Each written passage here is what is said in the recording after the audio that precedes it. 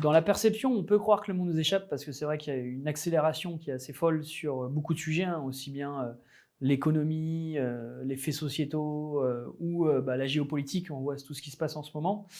Mais est-ce qui nous échappe? Non, parce qu'on est tous responsables de ça, on a tous une part de responsabilité, même à une petite échelle. Donc l'objectif, et je pense de ce forum, c'était aussi à la fois une prise de conscience sur certains aspects, mais également de montrer que on a tous une capacité d'action sur tous les sujets qui pensent qu'on échappe. Et donc du coup, on est chacun acteur de tout ça, donc je pense que on peut faire quelque chose sur tout ce qui se passe en ce moment dans le monde.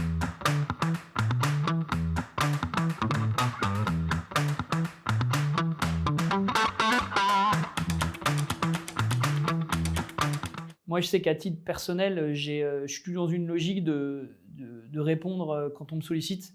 Je suis un peu un yes man quand on me demande de l'aide, des choses qui peuvent être assez basiques, hein, sur des étudiants qui me demandent de les aider pour trouver des stages ou de répondre à des questions sur leurs orientations, etc.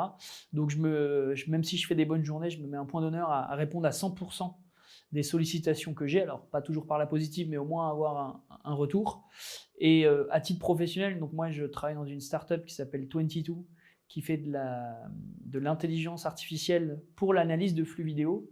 Et ce qu'on aime beaucoup nous faire dans nos activités, c'est de montrer qu'il y a une finalité vertueuse et bénéfique à l'intelligence artificielle, où notre technologie permet de détecter des départs d'incendie quand il y a des tout petites flammes pour pas que ça ravage des forêts entières, qui permet de détecter des personnes qui tombent au sol pour pouvoir avertir les services de secours pour gagner des minutes ou des secondes précieuses pour sauver des vies, ou pour rendre tout simplement la vie en communauté plus agréable en abaissant les incivilités sur certains aspects, ou également avoir des environnements de vie un peu plus propres. Donc voilà, créer un environnement un peu plus sain au quotidien et permettre de vivre en communauté de manière un peu plus facilement.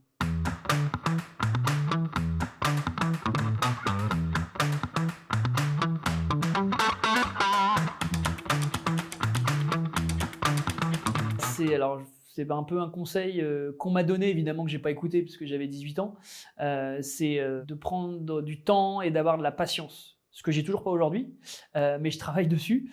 Mais c'est vrai que je veux toujours aller très vite et encore maintenant je fais plein de choses. Mais c'est vrai que sur certains moments, je prends un peu plus du recul. Et c'est ce que me disait mon père. Il disait réfléchir avant d'agir. Et c'est vrai que moi je suis quelqu'un qui est beaucoup dans l'action. Et de temps en temps, me dire, bon, ok, prends un peu plus de recul. Donc, ouais, être un peu plus dans l'observation et la réflexion avant d'agir, même si la finalité, c'est quand même d'agir pour changer le monde.